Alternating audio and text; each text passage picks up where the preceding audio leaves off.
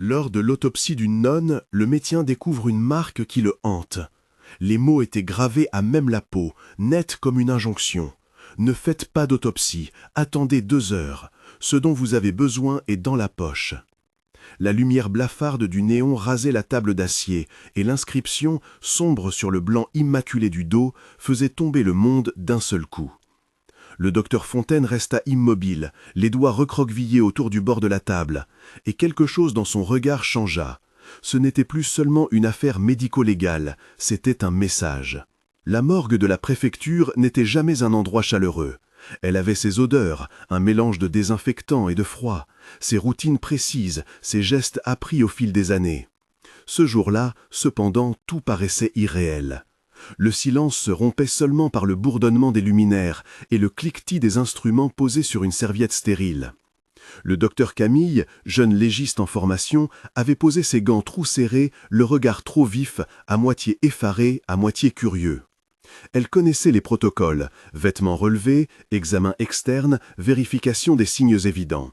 Mais elle n'avait jamais vu un texte tracé sur la peau d'une religieuse comme une ultime consigne. Fontaine savait garder la tête froide. Dans sa tête, les procédures se déroulaient comme une mécanique. Appeler la police judiciaire si quelque chose d'inhabituel apparaissait, consigner la découverte, photographier, sécuriser toute preuve. Mais l'inscription changeait tout. Elle n'était pas une annotation médicale. Elle avait la forme d'un avis pressé, écrit par quelqu'un qui savait que ses dernières minutes étaient comptées. Quelqu'un qui avait voulu que quelqu'un lise avant qu'il ne soit trop tard. Ils respectèrent le protocole, photographie, clichés, annotation. Puis, quand ils fouillèrent les poches de l'habit sobrement recousu, une petite poche intérieure résista comme si elle gardait un secret. À l'intérieur, une clé USB noire, ordinaire, glissa entre leurs doigts. Le cœur du docteur Camille fit un bond. On ne cachait pas une clé USB dans une ceinture pour rien. Dans la salle attenante, un écran et un lecteur portable attendaient. Personne n'osait lire à voix haute. Fontaine prit la clé comme on saisit un objet précieux et périlleux à la fois. Il glissa l'index sur la surface métallique, hésita, puis pressa play. La vidéo démarra dans un souffle haletant. L'image tremblait, prise à la va-vite. Une lumière faible, peut-être une bougie ou la lueur d'un couloir au petit matin, éclairait un visage jeune, pâle, des yeux qui cherchaient quelque chose au-delà de l'écran. C'était la nonne. Elle parlait d'une voix comprimée, entre peur et urgence, comme quelqu'un qui sait que chaque mot compte. « Si vous trouvez cette vidéo, ne me croyez pas morte. Si je meurs, ce n'est pas naturel. »« Ursula n'est plus Ursula. » Sa voix se brisa. Elle reprit, plus déterminée. « Ne laissez pas l'autopsie commencer. Attendez 2 heures. Cherchez dans la poche. Il y a une preuve. Il y aura des explications. Promettez, promettez que vous regarderez. » Le silence retomba, plus lourd cette fois. Camille posa une main sur la table, comme si elle tentait de se raccrocher à quelque chose de concret. Fontaine, qui avait vu beaucoup de vidéos pour la justice, savait reconnaître la sincérité d'une détresse. Le rythme cardiaque dans la poitrine de chacun se fit entendre comme un tambour lointain. Ils n'eurent pas le temps de digérer. Un coup sur la porte métallique, suivi d'un froissement de tissu. Une silhouette apparut dans l'encadrement, petite, austère, le voile soigneusement arrangé. Mère Ursula, la supérieure du couvent dont on leur avait apporté le corps, se tenait là. Sa démarche avait l'assurance de l'habitude, mais son visage était une énigme, cendre et dignité mêlées. Elle avait demandé à être présente pour l'identification. Maintenant, face à la caméra, face à la photo, les mots de la vidéo revinrent à Fontaine comme une résonance. Il sentit la tension monter. Que faisait-elle là? Pourquoi une blessure qui contenait des mots? Pourquoi cette clé? « Nous avons trouvé ceci, dit-il en tendant le portable. Les yeux d'Ursula s'accrochèrent à l'écran. Une vague passa sur son visage, imperceptible mais réelle. Elle porta une main au voile et chercha ces mots. « Montrez-moi ». Sa voix resta mesurée. Cela ajoutait au malaise. Fontaine crut voir, dans la façon dont elle s'accrochait à son voile, une fragilité inhabituelle. Mais il n'y avait pas de place pour l'interprétation dans la morgue, seulement des faits. Ils jouèrent la scène qui s'imposait. Appel à la police, réception d'un officier de permanence, consignation de l'objet. Camille nota tout scrupuleusement. Et pourtant, au moment où l'attention baissa, où l'on s'occupait de remplir les formulaires, une alarme plus ténue, un bruit de pas isolé, un murmure empreint d'urgence fit tressaillir la salle. Puis ce fut l'absurde. Le drap, la table, le corps, la nonne n'était plus là. Un espace vide, un matelas de froid et un silence d'acier. La pièce se referma comme si elle avait avalé quelque chose de trop grand pour elle. Fontaine se précipita, le cœur battant, ses mains passées sur la surface lisse, cherchant un indice. Les caméras de sécurité furent interrogées. Les images ramenaient des silhouettes, des ombres, un va-et-vient normé. Aucun plan ne montrait explicitement le corps quitter la salle. Pourtant, l'accord avait disparu. Comment? Qui? Et pourquoi ce tour de passe-passe si l'on cherchait seulement une autopsie? La logique dictait l'urgence, sceller la morgue, alerter la police judiciaire, éviter toute contamination de la scène. Fontaine savait que chaque geste pouvait altérer une preuve, chaque minute pouvait effacer une piste. Il sentit la responsabilité peser. Ils firent venir le commissaire de permanence, un homme carré, aux sourcils épais et à la patience notoire. Il reconnut la gravité de la scène quand on lui parla d'une inscription sur la peau et d'une clé USB contenant une vidéo d'alerte. La nuit qui suivit la première découverte fut faite d'attente. Le commissaire ordonna une levée de doute sur tous les membres du personnel du couvent qui auraient pu entrer dans la morgue.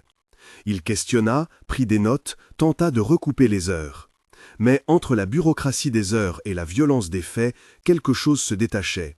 La disparition n'était pas un simple hasard. Quelqu'un avait voulu effacer le corps, ou bien elle ne s'était jamais trouvée là où l'on pensait. Les deux scénarios étaient terrifiants. Pendant que la procédure avançait, les flashbacks commencèrent à se tisser dans l'esprit de ceux qui avaient connu la défunte. La vérité, d'abord mince comme une écorce, allait se fendre pour laisser couler des souvenirs. Fontaine, qui n'avait jamais mis les pieds au couvent, se retrouva coincée entre la scène et ce qu'elle impliquait. Camille, elle, restait collée aux images de la vidéo. Mais c'est dans les ruelles silencieuses où la vie communautaire battait au rythme des offices que l'histoire prit sa profondeur. Le couvent, perché sur une colline, était un enchevêtrement de pierres et d'ombres. Ses murs connaissaient la constance d'une foi exprimée en routine. Matines, repas silencieux, travaux, lectures. Les religieuses n'étaient pas des personnages secondaires d'une histoire policière. Elles étaient des femmes, avec des habitudes, des rires étouffés, des plaintes intimes. L'arrivée de Gabrielle, quelques années plus tôt, avait d'abord été une promesse de fraîcheur. Elle était vive, curieuse, parfois trop directe pour les codes de la maisonnée. Elle aimait lire tard et elle s'assignait des tâches qui demandaient discrétion. C'était dans ces menus détails qu'elle avait commencé à remarquer des choses. Gabrielle avait la perplexité tranquille de ceux qui observent et notent. Au début, ce n'étaient que petites incohérences. Une odeur étrangère passait dans le couloir, fumait le soir, malgré l'interdiction dans l'enceinte du couvent. Des allées silencieuses qui ne correspondaient pas aux horaires. Mimi, la cuisinière, un peu trop réservée sur certaines questions. Mais ce qui la troubla le plus, ce furent les gestes d'Ursula. La mère supérieure avait toujours été une figure d'autorité douce, mais depuis quelques semaines, son comportement avait changé.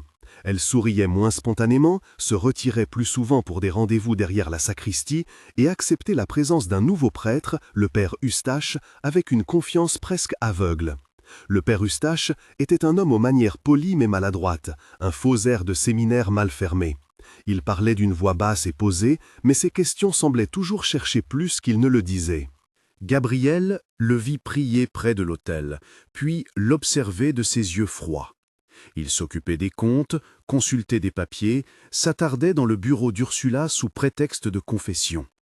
Ses chaussures, trop neuves, faisaient un bruit sec sur le sol de pierre à des heures où personne ne devait être dérangé. Une nuit, Gabrielle sentit la fumée encore. Elle suivit la piste comme on suit une dissonance. La fumée venait du bâtiment des invités, un lieu rarement fréquenté après le coucher. Elle s'arrêta près d'une fenêtre entrebâillée et surprit une conversation feutrée. Des voix qui se coupaient, des mots tronqués. Une voix qui n'était pas d'Ursula parlait de l'opportunité et d'arranger les choses. Puis, un bruit métallique, une serrure, un chuchotement, une porte qui se referme. Gabrielle sentit son sang se glacer. Elle n'était pas supposée espionner, mais elle savait que parfois, pour protéger ceux qu'on aime, il faut désobéir. Elle commença à fouiller discrètement. Un tiroir mal serré dans le bureau de la supérieure révéla des lettres jaunies. Elles étaient signées, souvent, d'un nom qui revenait curieusement, L. Une initiale ne veut pas dire grand-chose, mais dans la constellation des indices, elle devint un point de mire. Puis il y eut le vêtement, une robe sombre, trop bien conservée, qui ne correspondait pas aux stocks habituels pour la supériorité. Elle la trouva pliée sous un coffre, accompagnée d'un voile neuf porté lors d'occasions officielles. Gabrielle sentit le lien se tisser dans sa poitrine. Quelqu'un se préparait à prendre la place d'une autre. La rumeur d'un double prit forme dans l'esprit des plus attentifs. Lucie. Le nom gisait comme une ombre dans des lettres, une présence dont on ne parlait qu'à demi-mot. Gabrielle s'entretint à voix basse avec sœur Suzanne, une femme douce qui, par timidité, paraissait pourtant la plus lucide quant aux petits mensonges qui traversaient la communauté. Suzanne avait noté, elle aussi, des absences. Elle parla d'une zone verrouillée sous la bibliothèque, d'un bruit métallique entendu la nuit. Les deux femmes commencèrent à échafauder des hypothèses dans le secret de leur prière. Gabrielle ne pouvait pas simplement aller frapper à la porte du bureau et demander des réponses. La hiérarchie, même dans ses pires défauts, réclamait prudence. Alors elle multiplia les gestes de veille. Elle vit Eustache entrer une fois, tard, avec un paquet hermétiquement scellé, repartir avec un cliquetis dans la poche. Elle surprit Lucie, ou quelqu'un qui portait ce nom, se déplacer avec une aisance déplacée, prenant parfois la place de la supérieure dans des rencontres officielles où son visage était trop jeune pour l'autorité qu'elle usurpait. Un soir, Gabrielle remarqua une lumière sous la bibliothèque. Ce lieu, d'ordinaire paisible, abritait des reliures rangées, des missels. Mais derrière une bibliothèque mobile, un espace obscur paraissait s'ouvrir sur un escalier étroit. L'odeur d'humidité et de renfermé la frappa comme une main. Elle glissa la main dans la fente, enfonça ses doigts, trouva un levier. Le monde bascula, une porte grinça, un passage secret se dévoila, et avec lui un escalier menant vers un sous-sol. L'idée d'un cachot semblait outrancière dans un couvent, et pourtant l'obscurité confirma la possibilité. Elle descendit, à pas mesurés, chaque respiration calculée. Le sous-sol était une caverne de pierres froides où l'on gardait des outils, des vieux registres, mais aussi des choses que l'on cache par honte, des coffres fermés, des vêtements empilés, l'empreinte d'une présence humaine. Un murmure, comme d'un souffle, se glissa entre les piliers. Gabrielle avança, et dans le faisceau de sa petite lampe, elle vit une silhouette. Une femme, attachée, amaigrie, le visage creusé par la peur. C'était la vraie Ursula. Elle était là, éteinte, retenue, silencieuse. Lorsqu'Ursula leva les yeux et la reconnut, ses lèvres formèrent un mot. Gabrielle. Cette rencontre forma un point de non-retour. Tout ce que Gabrielle avait ressenti en filigrane se trouva confirmé. Il y avait bien un imposteur qui usurpait la place de la supérieure. Il y avait bien un réseau, une manipulation qui avait besoin de l'absence d'Ursula pour prospérer. Le sous-sol dévoila des documents griffonnés, des comptes arrangés, des listes de noms dont certains appartenaient à bienfaiteurs. Il révéla aussi la présence d'une femme qui, selon Ursula, vivait sous une autre identité, Lucie, la jumelle perfide qui avait travaillé l'ombre pour prendre la lumière. Les détails se pressaient. Lucie n'était pas une apparition soudaine. Elle avait peaufiné sa capture. Le père Eustache servait de répétiteur, d'intermédiaire, et avait rendu service en falsifiant des autorisations, en éloignant les voix critiques. Ils avaient enfermé Ursula pour l'empêcher de parler, de retrouver son rôle, et ils avaient monté une mise en scène. La mort simulée de la nonne, de Gabrielle, devait convaincre les autorités et faire taire les soupçons. Mais pourquoi mettre la mort en scène? Pourquoi une clé USB et une vidéo destinée à être trouvée si l'on voulait muer la vérité? Les réponses restèrent en suspens, tissées de calculs et d'audace. Gabrielle comprit que pour libérer Ursula et faire enrayer le mécanisme, il fallait des preuves irréfutables, des témoins et une stratégie qui prendrait tous par surprise. S'en remettre à la police sans éléments solides était courir le risque d'un retournement, et on ne pouvait pas compter sur la loyauté de ceux qui avaient pris place.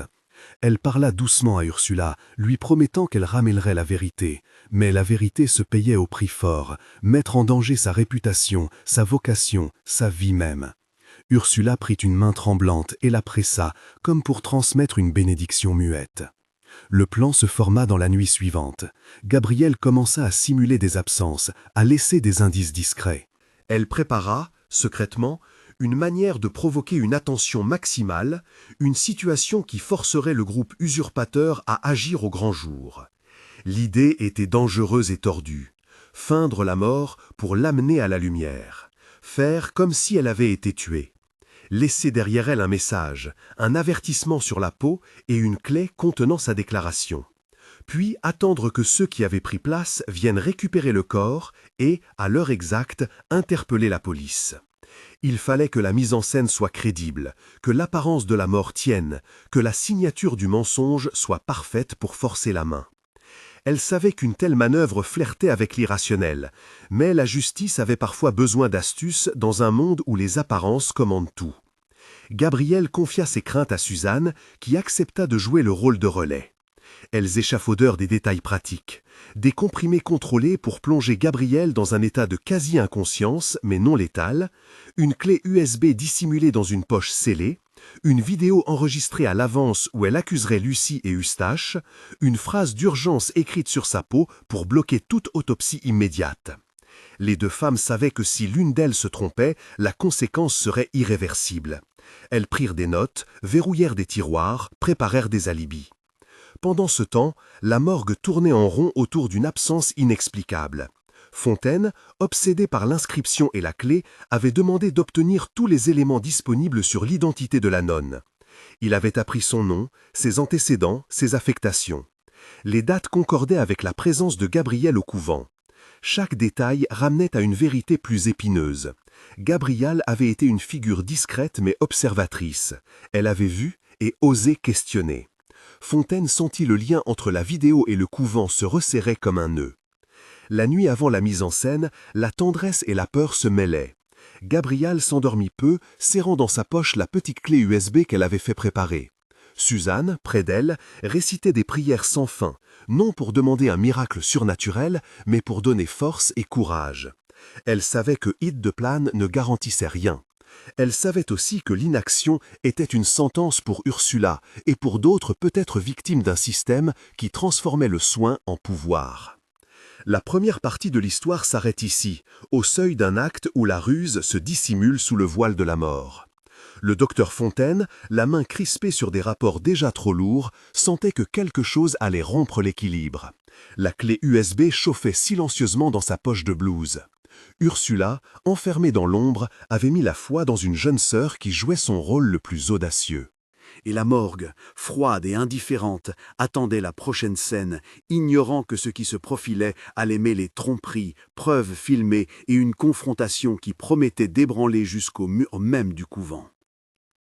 Un matin sans promesse, la moitié du couvent encore enveloppée dans l'obscurité, Gabrielle se réveillait comme si elle avait déjà été enterrée. La pièce où Suzanne l'avait installée était une chambre d'appoint, une fenêtre étroite laissant passer un fil de lune, une table avec 2 verres d'eau, une Bible ouverte à une page froissée. Les comprimés avaient fait ce qu'elles attendaient, un sommeil profond, une respiration ralentie mais régulière, l'apparence du trépas sans le trépas. Gabrielle sentait son cœur battre, mais sa tête était lourde, comme si la conscience était enfouie sous un drap de coton. Suzanne, assise sur une chaise, veillait, les yeux rouges mais intrépides. Elle avait appelé l'ambulance dans un faux élan de panique, donnant les détails convenus. Elle ne respire plus, il faut venir immédiatement. Sa voix aux éléphones était étrangement calme. C'était la part dangereuse du plan, convaincre l'extérieur que la vie était partie. Les minutes qui suivirent furent une suite d'horloges invisibles. Suzanne vérifia 3 fois les signes. Elle posa la main sur la poitrine de Gabrielle, écouta, prit la température. Elle murmura les prières comme on récite des notes de musique. Elle n'attendait ni miracle ni intervention divine, seulement le courage. Dans une poche intérieure cousue en catastrophe, Gabrielle avait glissé la clé USB qu'elle avait préparée. La vidéo enregistrée la nuit précédente, où elle nommait Lucie et Eustache, où elle décrivait ce qui se tramait et suppliait qu'on n'entende pas l'autopsie. Le plan était simple dans sa cruauté, laisser croire qu'on venait de la perdre pour forcer la main de ceux qui tiraient les ficelles. Une ambulance arriva presque immédiatement, comme si la ville ou quelqu'un en elle avait pressenti l'urgence. Les secours examinèrent la patiente, constatèrent un état de conscience extrêmement diminué et, sans s'étendre, firent ce qu'il faut dans ces cas. Transport vers l'hôpital ou la morgue selon la procédure choisie par Suzanne. Pour que le scénario tienne, il fallait que l'on croie à une mort déclarée ou du moins à un état irréversible. Suzanne joua son rôle jusqu'à la dernière seconde, les doigts tremblants sur la porte de la camionnette, le regard perdu. Fontaine, de l'autre côté de la ville, n'était pas loin de sentir quelque chose se tendre à nouveau dans l'air.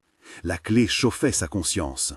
Le commissaire, lui, avait ordonné que l'on suive les pistes, qu'on vérifie les dernières heures de la défunte. Il avait été prudent, plus prudent encore depuis la disparition du corps. Une voix anonyme, une inscription sur la peau, une clé contenant une vidéo, tout cela était suffisant pour décider d'une vigilance accrue. Des messages circulaires, bracelets de surveillance. Caméra. Interdire toute sortie du personnel du couvent. Les mailles de la police se tendirent. La morgue, attentiste, reçut le corps dans la nuit, respecta les procédures, identification, relevé, prise de photos. Les documents indiquaient le nom de Gabrielle, la religieuse pour qui le couvent venait d'appeler. Fontaine inspecta les papiers d'entrée, sentit l'iris de la caméra s'ouvrir sur une pièce froide. Le souvenir de l'inscription sur le dos, les mots en lettres nettes, la supplication, revenaient comme une musique obsédante. Il demanda que l'on place le corps sur la table principale, que l'on scelle la salle, qu'on n'y touche qu'en sa présence et celle du commissaire. Il avait appris à ne pas laisser passer des détails. L'aube était encore une promesse, quand Ursula, toujours retenue dans le sous-sol, observait les taches de lumière se déplacer sur la pierre. On lui avait bandé les yeux lors des premières heures, puis on avait relâché un peu, comme pour lui rappeler sa condition, sans lui laisser le poids de la certitude. Quand Gabrielle avait annoncé son plan en chuchotant, Ursula avait levé une main tremblante, comme si elle voulait bénir la jeune sœur. « Fais-le, avait-elle dit, la voix effacée, mais que la vérité soit la récompense. » Ces mots furent les derniers avant la mise en mouvement. Pendant ce temps, au couvent, tout prenait l'apparence de la rigueur. Lucie, ou celle qui avait pris la place, portait le voile comme on porte un vêtement qui ne nous appartient pas encore. Elle ne dormait que d'un œil. Eustache semblait marcher sur des braises. Il revenait du bureau de la supérieure avec des papiers sous le bras, la mâchoire serrée. Ils avaient besoin du corps pour plusieurs raisons, effacer des traces, contrôler une narration, ou tout simplement affirmer que rien ne devait changer. Leur stratégie était pragmatique et précise, s'assurer que la mort soit constatée, puis récupérer le corps avant qu'un examen approfondi ne révèle quelque chose. La scène suivante se joua comme une pièce écrite à l'avance, mais les pièces sur l'échiquier avaient des paramètres humains imprévisibles. Suzanne, fidèle à l'accord, fit un appel anonyme au commissariat en décrivant un acte suspect. « Il y a quelqu'un qui va venir au petit matin pour reprendre le corps. Ils ne doivent pas réussir. Quelque chose de louche se trame. » Elle donna des horaires, des descriptions approximatives. L'appel fut bref, sans fioriture, mais il permit d'alerter les patrouilles. Le commissaire organisa un dispositif discret. 2 policiers en civil attendraient sur le palier de la morgue. D'autres seraient en veille dans l'ombre du couvent, prêts à agir si nécessaire. Il y avait là une volonté de ne pas confronter la foi, mais d'intercepter une manœuvre. Quand Lucie franchit le seuil de la morgue, elle avait la tenue de la supérieure. Elle avançait avec cette assurance usurpée qui trahit parfois les imposteurs. Ils finissent par croire en leur propre rôle. Eustache l'accompagnait, son visage fermé, ses mains droites comme s'il portait quelque chose de précieux. Ils demandèrent, d'une voix posée et autoritaire, la remise du corps. Fontaine, qui connaissait la rigueur des protocoles, demanda l'identification, la paperasse, les raisons de l'empressement. Lucie ne vacilla pas. Elle expliqua, raconta l'urgence des rites, des dernières prières, le besoin de rapatrier le corps pour une sépulture auprès des sœurs. Sa voix avait la douceur glacée de ceux qui ne redoutent pas qu'on scrute. Camille, sur le seuil, observait. Elle avait encore en tête la vidéo, le visage suppliant, la main tendue vers la caméra. Elle se souvenait du ton, de la peur contenue. La petite précision dans le regard de Lucie la troublait. Il y avait dans son maintien quelque chose de trop calculé, un geste répété. Fontaine sentit cette tension et sentit aussi que la police aurait dû être là. Il demanda une pause avant toute manipulation, prétextant des contrôles à faire. Il sentit la résistance et la pression. Puis, comme si un fil invisible avait été tiré, Lucie changea de tactique. Elle posa sa main sur la table, la paume tournée vers le bas, comme pour arracher ce que la loi retenait. « Nous avons besoin du corps maintenant, dit-elle, plus pressée. Il faut respecter les rites. » C'était l'instant que Suzanne, cachée derrière un véhicule, attendait. Elle avait observé l'entrée de Lucie et d'Eustache au loin, le souffle court. Elle donna un signal subtil par son téléphone, un code convenu, et le commissaire actionna la manœuvre. 2 policiers en civil, précédemment postés, firent surface, bloquant la sortie, tandis que d'autres appelés en renfort commencèrent à accourir. Les ombres s'animèrent, et la morgue, qui jusque-là avait été le théâtre d'une attente froide, se transforma en arène. Lucie ne s'affola pas de suite. Elle eut ce moment de calcul où l'on mesure la probabilité de gagner. Elle tenta d'user son charme officieux, d'invoquer les obligations religieuses, de jouer de l'émotion. Fontaine, courageux dans son rôle, déclara qu'il y avait une vidéo et des éléments à vérifier, que selon les procédures, la moindre irrégularité imposait une rétention. Il sentit l'œil des caméras, la présence du commissaire, le poids de la loi. Puis, Lucie fit un geste qu'il n'avait pas anticipé. Elle murmura une prière, une incantation muette, destinée à faire céder ceux qui, par respect, pourraient s'émouvoir. La prière ne fit pas reculer la force publique. Eustache, en revanche, perdit patience. Ses doigts se serrèrent. Il tenta de dérober la clé du dossier posé sur la table. L'un des policiers, qui avait noté la manœuvre, l'arrêta fermement. La confrontation devint bruyante. Des mots, des injures mesurées, puis un geste brusque. Eustache tenta d'arracher le drap maintenant tendu sur le corps. Il fit un mouvement pour soulever la civière. Fontaine s'interposa, la voix coupée par l'adrénaline, les mains prêtes à protéger la scène. Pendant ce court moment d'effusion, un des agents décrocha la caméra de surveillance et la montra sur l'écran central. Un enregistrement récent, une image floue, puis une silhouette. Les images n'étaient pas nettes, mais suffisantes pour suivre un mouvement à l'heure supposée de la disparition. Ça montrait une silhouette qui avait accédé à la salle. Elle portait un manteau, un voile, un geste calculé. Ce n'était pas la certitude, mais c'était l'indice qui permit au commissaire d'ordonner des entraves physiques. Personne ne sort, vous êtes en état d'interpellation. C'est alors que la radio se mit à grésiller. Un officier sur place annonça que l'équipe envoyée au couvent avait trouvé une pièce dissimulée et un verrouillage forcé. Ils avaient entendu des bruits. Le commissaire, qui coordonnait, donna l'ordre simultané, maintien des suspects au poste et envoi d'une autre équipe pour effectuer une perquisition. La rapidité d'exécution fut décisive. Au couvent, les clés furent tournées, les portes forcées et l'air humide du sous-sol se répandit. Ursula, qui avait connu la terreur, sentit bientôt arriver la lumière. Les serrures craquèrent et le monde reprit un peu de sa place. Quand les hommes en vêtements civils entrèrent au sous-sol, ils découvrirent Ursula, amaigrie mais vive d'une étincelle ancienne. Elle reconnaissait la voix du commissaire, elle connaissait certains visages. Son regard s'éclaira, puis se rembrunit quand elle pensa à ce qui avait été volé, des semaines de liberté, l'ombre d'un pouvoir volé. Eustache tenta de s'opposer, de dire qu'il avait l'autorité pour agir, qu'il était un homme d'église, mais il n'avait ni la stature ni l'innocence. Les agents le maîtrisèrent. Lucie, qui n'avait pas suivi au sous-sol, fut ramenée au couvent et conduite vers la morgue, les menottes brillantes sous le néon. La scène de l'arrestation fut moins dramatique que ne l'avait redouté le commissaire.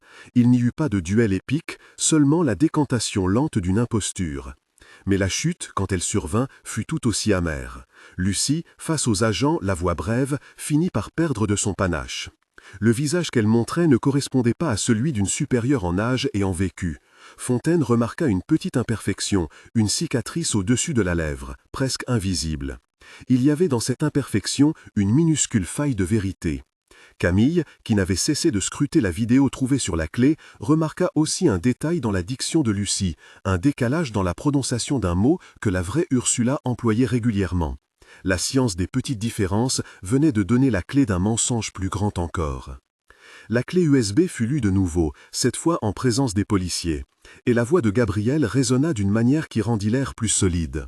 « Si vous trouvez cette vidéo, ne me croyez pas morte. » Les mots claquèrent. Ils étaient là, manifestes, l'accusation, le témoin, la preuve. Eustache se mordit la lèvre, puis se renfrogna. Face à l'évidence, Lucie se tut. Le commissaire, qui n'aimait pas les confessions faciles, écarta tout témoignage hâtif. Il demanda des confrontations, des vérifications d'identité, des examens formels. On prépara des scellés, on prit des empreintes, des mesures qui soigneusement ramenaient la situation dans le domaine de la justice. La journée fut longue. Les journalistes, informés par des fuites, arrivèrent en quête d'une image à fixer sur la scène. Le commissaire resta maître du calendrier et ordonna que tout soit vérifié avant toute communication publique importante. Il y avait une satisfaction mesurée chez Fontaine. L'affaire prenait une tournure judiciaire qui évitait les rapides condamnations publiques et protégeait l'enquête. Mais quelque chose en lui restait marqué. Il ne pouvait effacer l'inscription du dos de la nonne de sa mémoire, ses lettres consignées, ce souffle d'urgence tracé sur la peau comme un testament. Cette marque le pantait au sens propre. Elle revenait à chaque nuit de repos inégal dans les replis de ses pensées. La vérité, dans les jours qui suivirent, se fit plus nette, comme on polit une pierre brute. À la préfecture, les auditions se succédèrent, patientes, sèches. Suzanne raconta la ruse, son appel, son complice silence. Ursula, réinstallée au couvent sous surveillance, expliqua les rouages qui l'avaient menée au sous-sol. Elle parla de contrats falsifiés, de bénéficiaires qui auraient perdu leur voix si les comptes avaient été redistribués, de pressions subtiles et quotidiennes. Son récit ne cherchait pas à sanctifier ce qu'elle avait été. Elle parlait avec une honnêteté alarmée, consciente qu'elle-même avait pu, par naïveté, ouvrir la porte à la perfidie. Lucie, la jumelle, avait une histoire plus lourde. On apprit qu'elle n'était pas venue d'un jour pour l'autre. Elle avait vécu dans l'ombre, nourrissant une rancœur contre ceux qu'elle estimait favorisés, contre les institutions qui semblaient lui refuser une place. Elle avait usurpé, manipulé, joué des failles humaines pour s'emparer de la visibilité. Eustache, lui, avait un profil différent. Il était venu, énigmatique, en proposant des solutions administratives simples, des réécritures de comptes, des détours bureaucratiques. Ensemble, ils avaient formé un engrenage. La justice fit son office en respectant la méthodologie. Interrogatoire, confrontation, vérification d'alibi. Le commissaire décida de ne pas exposer la cause aux journaux avant d'obtenir un dossier complet. Les sœurs, elles, restèrent dans un état d'hésitation. Le scandale brûlait, mais il leur fallait protéger la dignité d'une communauté. Le couvent devint un lieu de reproche et de réparation. On retira les accès, on remit de l'ordre, on examina les procédures internes, on consulta des avocats, on fit des promesses à voix basse. Ursula, pour sa part, accepta d'être soutenue dans sa réintégration, mais elle y mit des conditions, plus de transparence, de comptes et une vigilance renouvelée. Gabrielle, quant à elle, sortit lentement de l'étreinte du sommeil artificiel. Le réveil fut comme une naissance difficile. Elle avait des souvenirs morcelés, des visages, des murmures, le poids d'une clé sur sa poitrine. Son cœur battait des mesures étranges. Fontaine, qui l'avait rencontrée à l'hôpital pendant les premières heures, prit un moment pour la regarder. Il n'était plus seulement le médecin, il devenait un témoin, presque un protecteur. Il admira la ténacité de son regard, ce feu discret qui continuait de briller malgré la fatigue. Elle lui parla de son plan, de ses peurs, et il sentit à quel point la jeune sœur avait pris des risques qui auraient pu être fatals. Il eut, après l'apogée policière, un travail de reconstruction. Les reporters furent tenus à distance. Certains s'efforcèrent de comprendre, d'autres d'affirmer le sensationnalisme. La communauté, blessée, choisit de rester unie. Quelques sœurs partirent, d'autres revinrent. Les donateurs voulaient des comptes. Ursula fit fausse à l'Assemblée, frêle mais digne, et parla sans phare. Elle remercia celles qui l'avaient entendue et celles qui avaient risqué leur sécurité pour la vérité. Elle rendit hommage à Gabrielle pour son courage, réservant une phrase pour Suzanne et pour Camille, pour Fontaine aussi, ce médecin qui avait, par sa prudence, permis que la vérité ne soit pas enterrée. Le procès, à venir, promettait d'être technique et froid. Lucie et Eustache furent inculpés pour séquestration, usurpation d'identité et diverses fraudes administratives. La Cour regarderait les preuves, la vidéo, les témoignages, les documents découverts dans le sous-sol, les enregistrements de la morgue. Fontaine participa aux auditions comme témoin, décrivant le moment où il avait découvert l'inscription sur la peau et la clé dans la poche.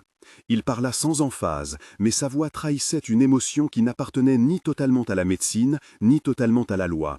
C'était la trace d'une culpabilité presque sacrée, d'une humanité qui se sentait blessée. Camille, elle, se trouva changée. La jeune légiste, ébranlée par l'habituel, trouva dans l'enquête une vocation renouvelée pour la vérité méthodique. Elle travailla avec une rigueur froide, mais son regard avait grandi. Elle savait qu'il ne s'agissait plus seulement d'autopsier des corps, mais d'écouter des vies. Les mots de Gabriel imprimèrent dans son esprit la nécessité d'un regard qui respecte et protège. La presse chercha des angles, des morceaux d'histoire à tordre. Quelques incriminations anonymes fusèrent, le couvent secoué, le double qui a trompé la parole sacrée. Mais dans la communauté, les conversations reprirent un ton de réparation. Les prières étaient désormais plus longues, plus attentives. On remplaça des serrures, on institua des comptes rendus, on cria une réforme interne.